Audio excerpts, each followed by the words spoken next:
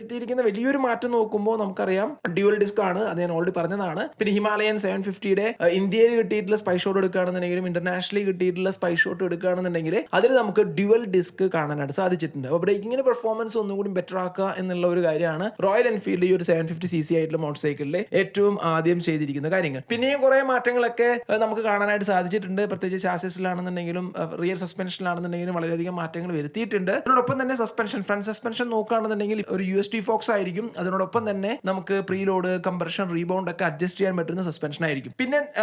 പിന്നെ ഈ ഒരു സ്പൈ ഷോട്ടിൽ ഞാൻ കണ്ട ഒരു കാര്യം എന്ന് പറയുന്നത് നമുക്കൊരു പൊട്ടൻഷ്യോമീറ്റർ കാണാനായിട്ട് സാധിച്ചിട്ടുണ്ട്. പൊട്ടൻഷ്യോമീറ്റർ എന്ന് പറയുന്നത് നിങ്ങൾ MotoGP റേസിംഗ് കാണുന്നവരാണെങ്കിൽ നിങ്ങൾക്ക് കാണാനായിട്ട് സാധിക്കും. ഫ്രണ്ടിലെ സസ്പെൻഷനിൽ ചെറിയൊരു ട്യൂബ് പോലെയുള്ള ഒരു കാര്യം കൊടുത്തിരിക്കും. അത് എന്താ പറയുക, റിയൽ ടൈം സസ്പെൻഷന്റെ ഡാറ്റ കളക്ട് ചെയ്യാൻ വേണ്ടിയിട്ടുള്ള ഒരു കാര്യമാണ്. ചിലപ്പോൾ ടെസ്റ്റിങ്ങിന്റെ ഭാഗമായിട്ടായിരിക്കാം റോയൽ എൻഫീൽഡിന്റെ ഏറ്റവും പുതിയ ഹിമാലയൻ 750യിൽ നമുക്ക് ആ ഒരു പൊട്ടൻഷ്യോമീറ്റർ കാണാനായിട്ട് സാധിച്ചിരിക്കുന്നത്. ഒരു ഇൻട്രസ്റ്റിംഗ് ആയിട്ടുള്ള ഒരു മോട്ടോർ സൈക്കിൾ ആയിരിക്കും ഹിമാലയൻ 750 എന്ന് പറയുന്നത്.